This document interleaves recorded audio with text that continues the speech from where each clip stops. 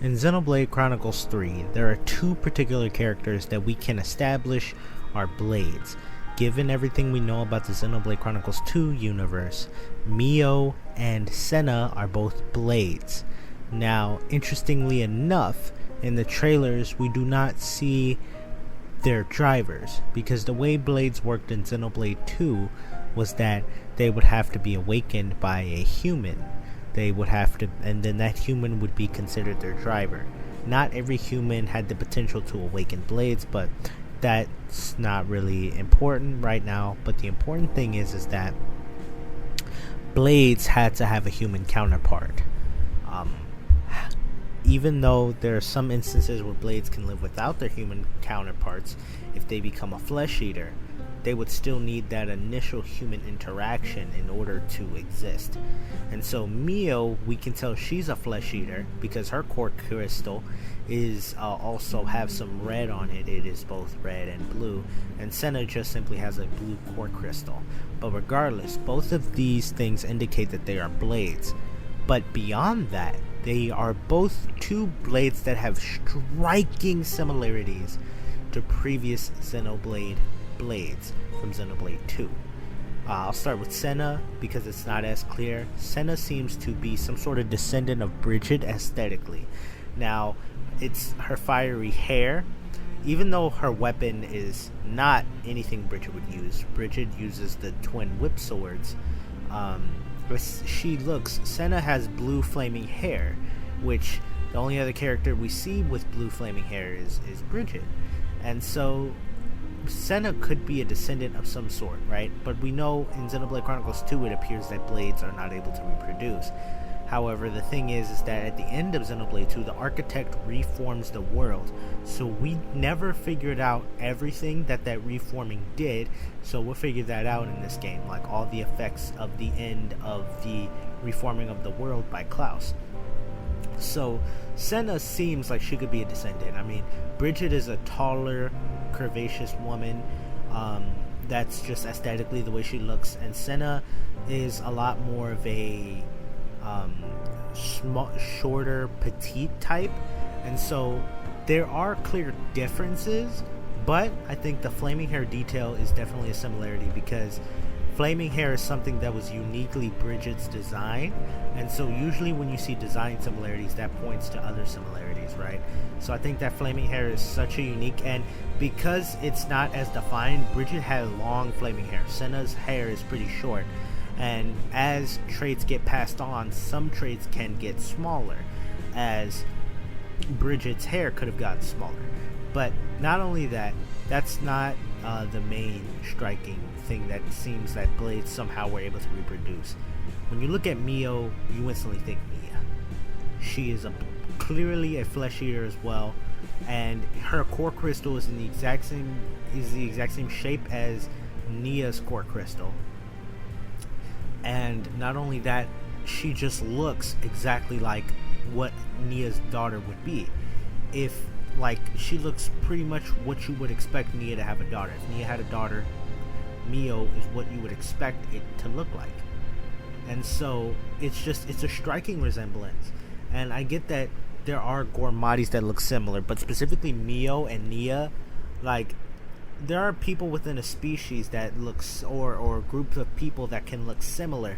However, this similar, we don't see that unless they are related, right?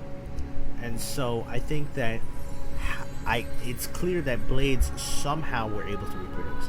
Now, how is this done? I have no clue. I think maybe there's a couple of ways that you can say. I know that the architect, he created a world in which, well, before he passed, before his life expired, he tried to create a world that would allow his quote-unquote children to continue to thrive. He said that this was a final gift, and we know that some of the rules of the world were changed in that we saw all the Titans come together to form Elysium. Pyra and Mythward were allowed to be separated, and who's to say that blades were also allowed to have normal lives as well, because that was the biggest critique of blades, because their life would just be over, right? and not able to continue. So what if the architect allowed for Blades to have more human abilities, like maybe a Blade could reawaken as a descendant, or maybe the Blade could pass on their aspects to another Blade, maybe, and then have it be a continuous cycle. Like maybe Bridget, before she returns to her core crystal, she's able to pass on some of her traits to another core crystal, and then when that core crystal is awakened, it'll be essentially like Bridget's daughter. I don't know. But there's a bunch of ways to theory craft this, but I think that there's definitely has to be some sort of connection between Neo and Nia, and maybe even Bridget and Senna. And we know Bridget has a possibility of showing up in this game because she's a Blade, and so Blades can be reawakened. Blades can be reawakened under the idea that technically Zanza, but Klaus changed the rules of the world of Xenoblade 2. If he changed the rules so Blades would be able to live normal lives, then Bridget might not be around. If she has a descendant, Senna, maybe that's why Bridget wouldn't be around. But if this is all just, nope, Mio just happens to look like Nia, and Senna just happens to have flaming hair, then I think Bridget will definitely show up. But I don't think that they would put these similarities, a clear similarity between Mio and Nia, and then sort of a descendant type similarity between Senna and Bridget for nothing. Like, it's definitely, there's some significance. The thing about Xenoblade is everything means something, right? A lot of aspects mean something, and there are a lot of hidden details, like in side quests. I just found out today that Melia and Terea are sisters, but that was only in a side quest, and I believe Xenoblade Future Connected, and I didn't know that till today, but that just makes a whole lot of sense, because maybe Terea is just jealous of Melia. But regardless, Xenoblade has so many details in the world, and they are hidden, and so I definitely think when we go about this story, something we're going to have to do is side quests, and I hate side quests, but this game, I'm getting a different vibe, so I'm definitely going to do a whole bunch of side quests, because I think that's how you're going to ultimately learn a lot more of the world beyond the story. But regardless, I just think that was an interesting topic I wanted to discuss. I think that there is a possibility that the way of the world was changed so that Blades could reproduce, because they're way too similar. I mean, technically Blades do reproduce, but it's a really long process. So Blades would have to turn into Titans, and then from becoming Titans, they can give birth to other core crystals. So technically, if maybe Bridget became a Titan, Senna could be a core crystal from Bridget being a Titan, maybe. But Titans have no memory of them being Blades, and not only that, it seems like there's a significant amount of time that would need to pass before a Blade becomes a Titan.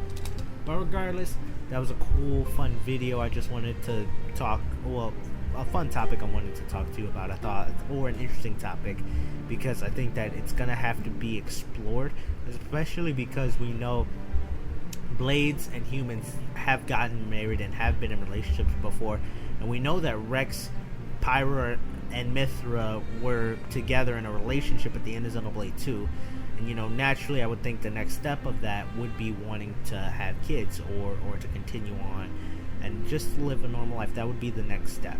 And so I think that's going to be explored in Xenoblade Chronicles 3. But let me know your thoughts in the comment section below. Thank y'all for all the support, and I'll catch y'all in the next video. Love y'all.